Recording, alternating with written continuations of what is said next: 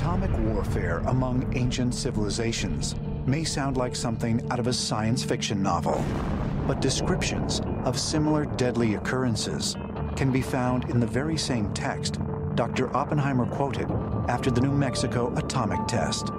So the ancient astronaut theory claims that the Mahabharata speaks of nuclear warfare.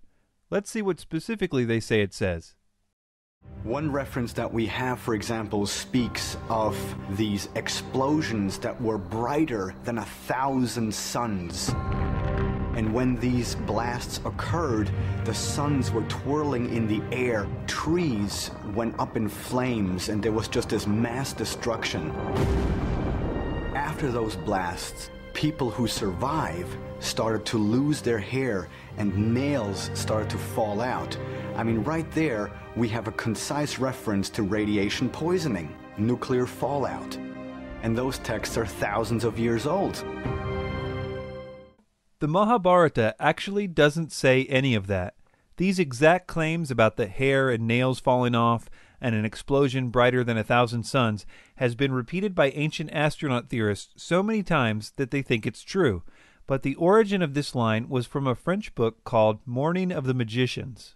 No one that makes this claim will actually cite where in the Mahabharata this claim appears, which makes it very difficult for people to call them out on this, because the Mahabharata contains over 1.8 million words.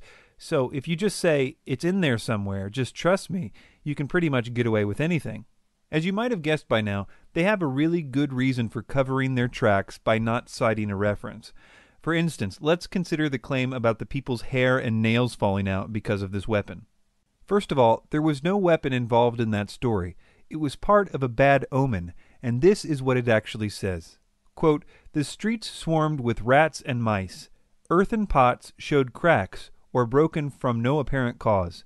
At night, the rats and mice ate away the hair and nails of slumbering men." So rats chewed them off. It wasn't a result of nuclear fallout. What about the bomb blast that was brighter than 1,000 suns? Here's what the passage actually says. Gratified with him, the Holy One then showed Utanka that eternal Vaishnava form which Dyanjaya of great intelligence had seen. Utanka beheld the high-souled Vasudeva of universal form, endued with mighty arms.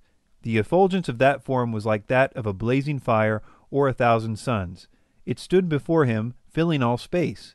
It had faces on every side. Behold the high and wonderful Vaishnava form of Vishnu. In fact, seeing the Supreme Lord in that guise, the Brahmana Utanka became filled with wonder. Jason Colavito says the following about this. Quote, "This passage, which mentions the 10,000 suns, refers to an appearance of Vishnu. It is representative of many, many passages in which the standard poetic line 10,000 suns is used to describe a deity. It does not refer to the specific flash of a nuclear blast unless one imagines the gods to be exploding." If you would like to know more about the deceitful misquoting of ancient texts as it relates to this idea of ancient nuclear weapons, see Jason Colavito's excellent book, Ancient Atom Bombs, Fact, Fraud, and the Myth of Prehistoric Nuclear Warfare. Let's move on to Ancient Aliens' next line of evidence for this point, which is all centered around an ancient city, now archaeological site called Mohenjo-Daro in Pakistan. Ancient Aliens claims that there was a nuclear bomb dropped there in the ancient past. They give several reasons to believe this. Skeletons were found lying face down in the street, many holding hands. Their faces and body positioning suggested they suffered a sudden, violent death. You have a culture of people who literally were lying dead in the street. Archaeologists have found human remains, and something big has happened to these people. Why is there evidence that wild animals avoided scavenging their remains? And why, even after thousands of years, had their bones not decayed? In certain areas of that site, you find increased levels of radiation. British researcher David Davenport claimed to have found a 50-yard-wide epicenter at Mohenjo-Daro, where everything appeared to have been fused through a transformative process known as vitrification. Vitrification is a process in which regular type stone gets molten into a magma state, and then it hardens again. But once the stone is hardened again, it feels like glass. At Mohenjo-Daro, we find evidence of vitrification, which could have only been achieved if the material was exposed to extreme heat by some type of a blast. Okay, so let's list these points. Number 1, skeletons, one set holding hands, which they say appear to have died at the same instant. Number 2, no evidence of scavengers. Number 3, remarkably well-preserved bones. Number 4, the presence of radiation at the site. And number 5, an epicenter where vitrification is present. That all sounds like a pretty convincing case for nuclear warfare at Mohenjo-Daro. Well, assuming any of that is true, and considering Ancient Aliens' track record, we had better investigate these claims. One of the first problems with this theory is the city itself. Its buildings are still intact, some of which are 15 feet high, and they're made out of mud. So you would think that a nuclear weapon whose main destructive power is in the force of its blast wave would be able to topple a few mud brick buildings.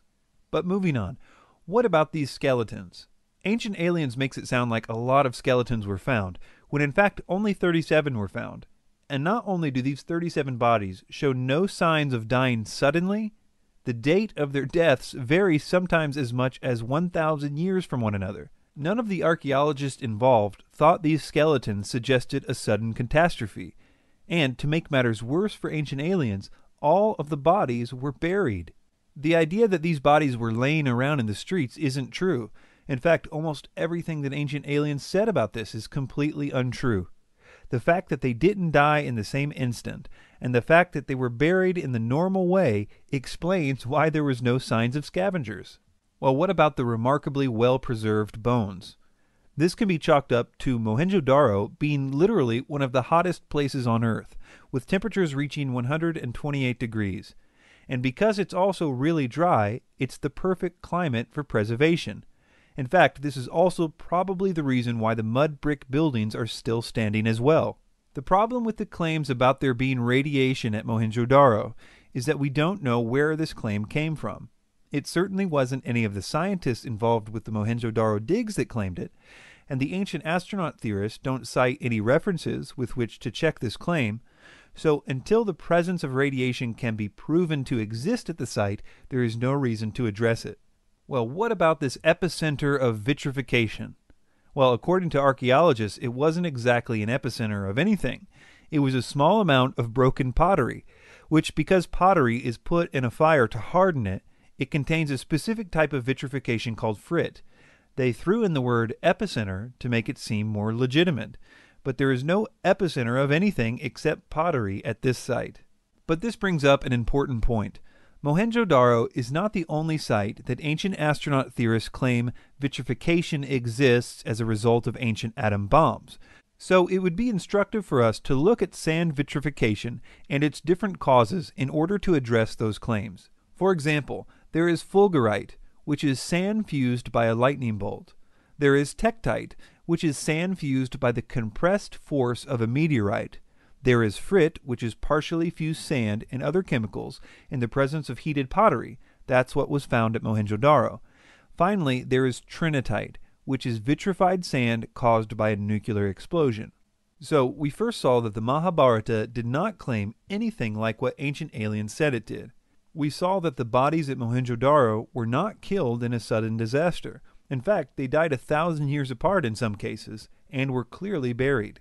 The cases of radiation are a non-factor, the vitrification was caused by pottery, and we noted that if it was a nuclear explosion, it didn't even knock down the mud brick houses which are still standing at the site.